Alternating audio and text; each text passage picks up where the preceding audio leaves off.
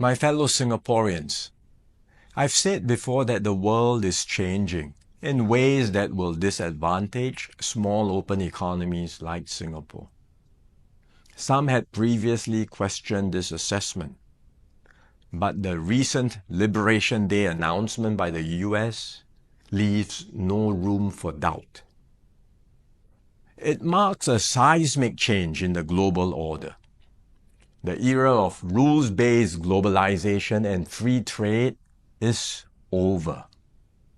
We are entering a new phase, one that is more arbitrary, protectionist, and dangerous. For decades, the US was the bedrock for the free market economies of the world. It championed free trade and led efforts to build a multilateral trading system, anchored by clear rules and norms, where countries could achieve win-win benefits through trade.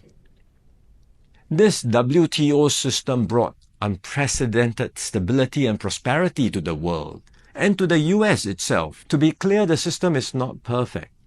Singapore and many others have long called for reform, to update the rules and to make the system better. But what the US is doing now is not reform. It is abandoning the entire system it had created. Its new approach of reciprocal tariffs, country by country, is a complete rejection of the WTO framework. The US has placed Singapore in the lowest base tier with a tariff of 10%. So the direct impact on us may be limited for now, but there are wider and more profound consequences. If other countries adopt the same approach as the US, abandoning the WTO and trading only on their own preferred terms, country by country, it will spell trouble for all nations, especially small ones like Singapore. We risk being squeezed out, marginalized, and left behind.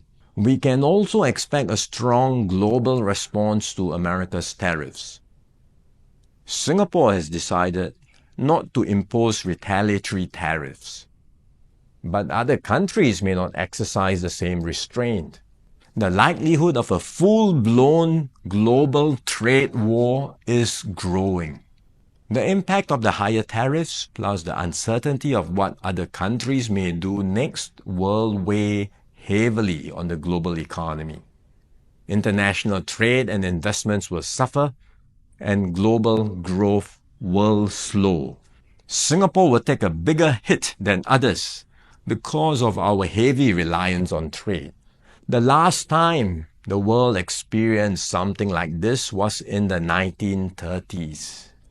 Trade wars escalated into armed conflict and eventually the Second World War.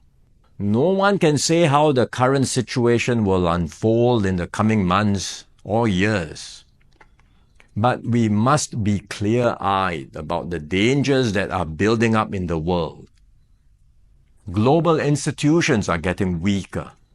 International norms are eroding. More and more countries will act based on narrow self-interest and use force or pressure to get their way. This is the harsh reality of our world today. We will stay vigilant. We will build up our capabilities. We will strengthen our network of partnerships with like-minded countries. We are more ready than many other countries with our reserves, our cohesion, and our resolve.